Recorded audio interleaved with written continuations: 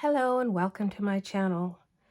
This is Monday and I returned from the Vermont retreat for fair damsels yesterday. So everything is in a big upheaval. I am trying to unpack and settle back in before I go on my next trip on Thursday. But what I wanted to do was share with you today how to sew in signatures on our make and take that we had at the retreat for our journalettes. I didn't get a chance to get around to everybody in the room that needed some one-on-one assistance, and I'm hoping that this will help them to be able to complete their projects at home. We did make 3 journal covers plus the journalettes, so that was a lot to take in, and it can sometimes be overwhelming.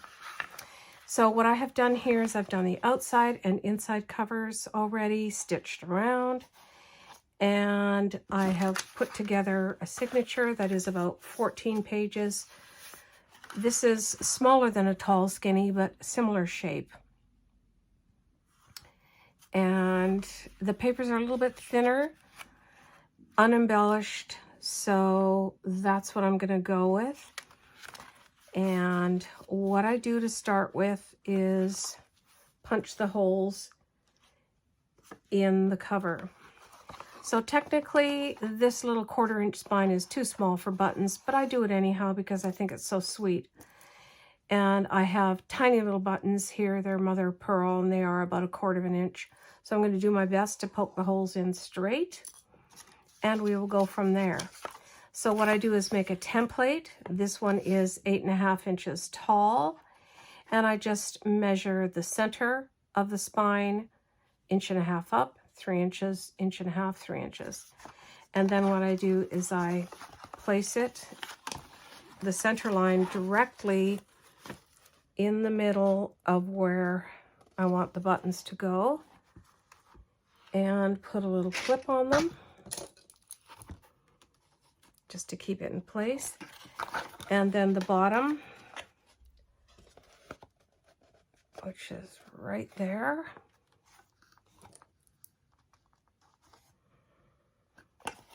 so whatever you do, just make sure that the top of the template meets the top of your cover, because you're going to need that again to do the top of the signature. That way your holes will always align very smoothly. And then I take my awl and I just punch straight down the center of the holes in the template. That's going through all the layers of the fabric and whatnot.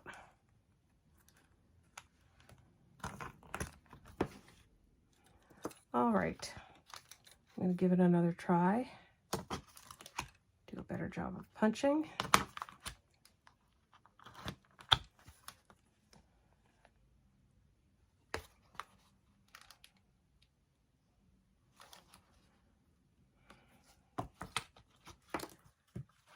What I'm going to do is do it from this side.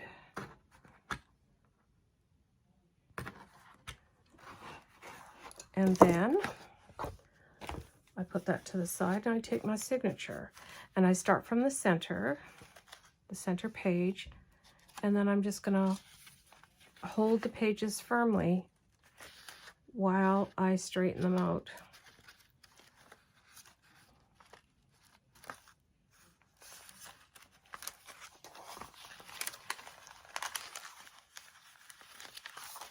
And sometimes you might want to just switch them around a little bit if you want to put them in a slightly different order. What I've got in the center here is very similar to this one, so I think I am going to swap that one out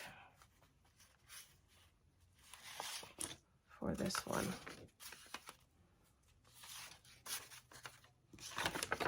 And I'm going to put the pocket at the top. So I'm going to start again. There's my top.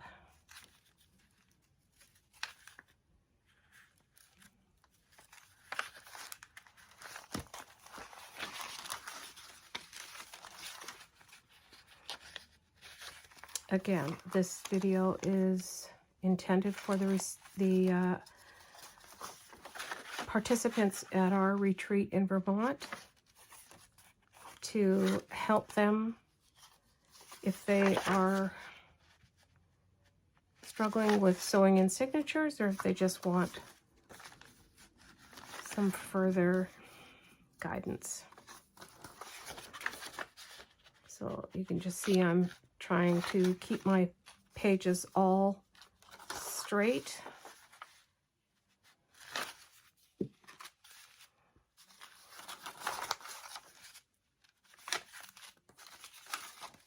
And I'm almost there.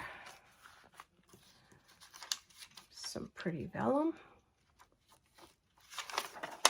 And I'm going to leave this music page as my front starter page.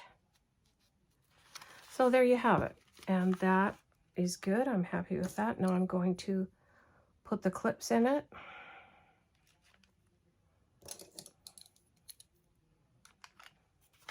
What you want to do is make sure this valley here is, all the papers are tucked and firm into that little pocket. And then I'm going to put my template back in the center.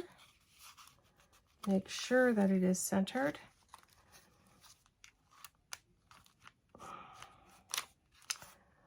Put my clips back in.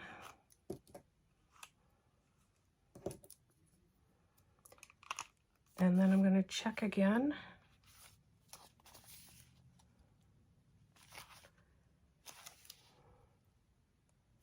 Looking good. And I'm going to poke a hole straight down the center.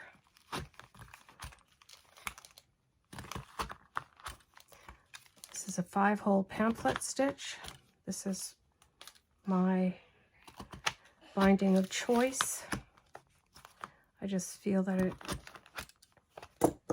is the most secure. And there we go. What you want is for your holes to be right along the fold line. And I'm happy with that. So now I'm going to pull my template back out. And I'm ready to stitch.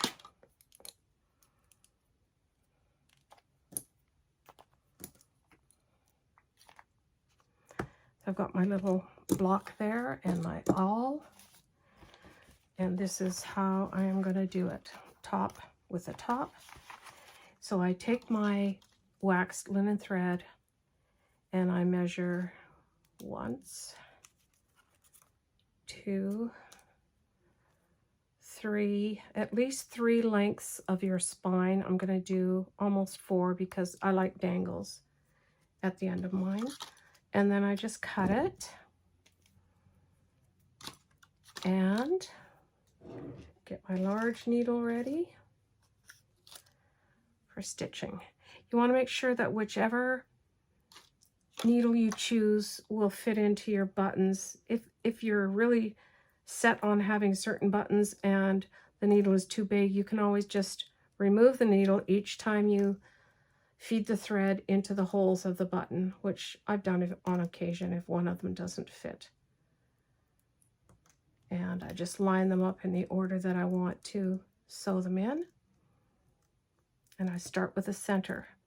What I do is when I'm sewing in the buttons, I take my linen thread, wax thread, and I mark the center because that's going to be how you determine the halfway point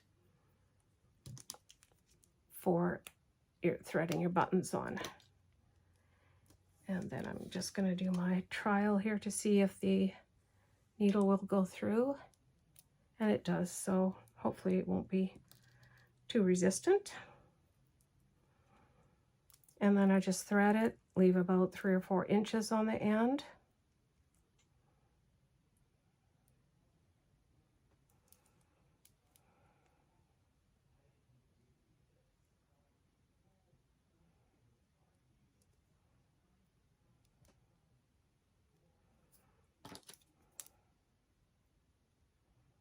Pull it through a bit, and away we go. So you take your center of your signature, find your center holes, and go for it. Go straight through. And what you want to do is pull the thread till you get to your center marking, which is right about there. And then on the right side, the front of the cover, I put my needle into the button, and if it's one with 4 holes, I just stitch across diagonally. If it's a 2-hole button, it's just in and out. And make sure that you slide it as far as you can onto the spine. Then you need to go back into the same hole and through the signature without catching any of the threads. There you go. And then pull it through. And that becomes the center of your spine. I can see my little pencil mark.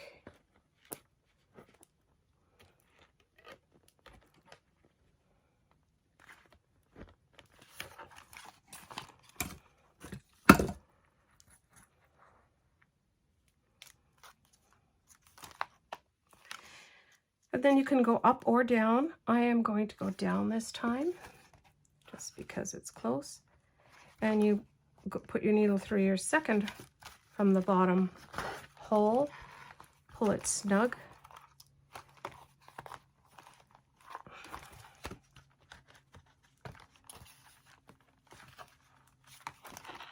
And pick up your second button.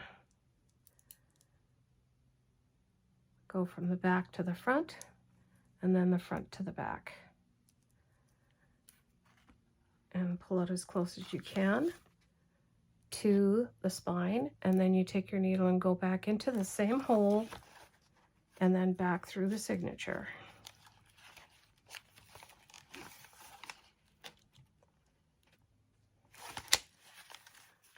And back up. Pull it snug.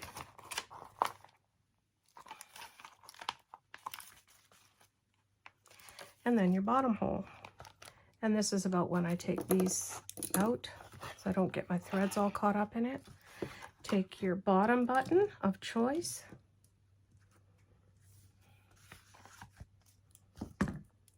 in from the back side, and back through the right side, pulling it snug as you can to the spine. Go back through the same hole and through the signature.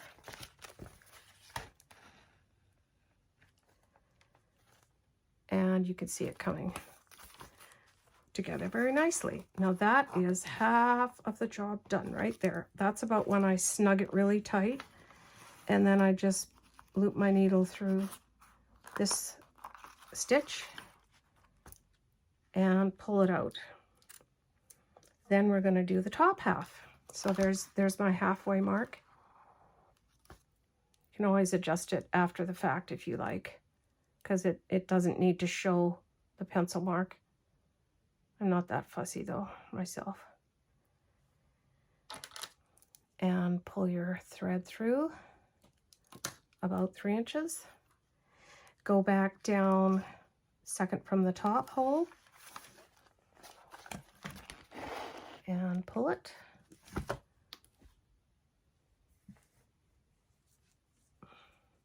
Go from the back side of the button through to the front and then back down again.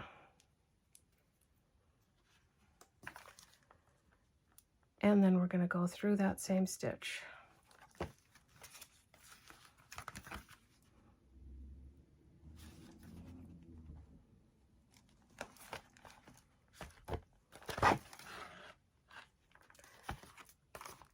And there you go.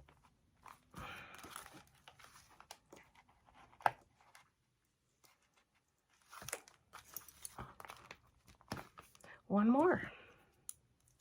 The last button, which is the top one. Pull off my clips down through the signature into the hole that you've made in your spine.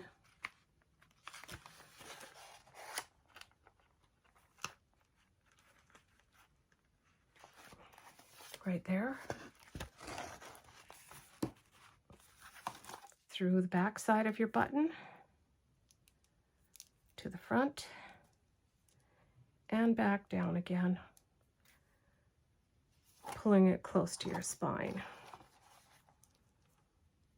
Through the same hole and through your signature. Coming up in the same spot that you went down. And that's it. It's pretty snug. I always do a little final check to make sure all the buttons are snug, and I'm pleased with it. Then I just take my needle and go through this stitch here and begin to tie it off. And I double knot it once from this direction and the opposite direction. And then you can pull it tight. This particular waxed linen thread is amazing. It is my preference because it's a little bit waxier than usual, and this is what it looks like. It's waxed button thread. I get it at Hobby Lobby, but it's from Dritz. So anywhere they have Dritz, you should be able to get it. I've probably sewn at least 100 journals together with that type of thread. And that's it. That's all you do. And then you can choose to add your dangles, your beads, or just tie it off in a knot, however you choose. And then what I do to help flatten the pages is I just go through from the center out and just press each page down. And you can see you've got some cute little pockets there, some French dictionary page, parchment bag that I run through an embossing folder, some lovely digital papers, pink parchment papers, a tea-dyed paper doily, and some more digital papers, some of Sheila's avocado dyed paper, some vellum, some music sheet, just for variety. Then go back to the center again and do the same thing on the other side. That just gives it a good press, and like I said, helps it to lie flat. And that's my system. I learned this method mostly from watching Sheila Gingrich in the early days of her Amour journals and such, when I really fell in love with the button spine technique and just learned how to master it. And it comes very easy to me now. So if you do try it, I hope you'll find it successful as well, and reach out if you have any questions that I could help you with.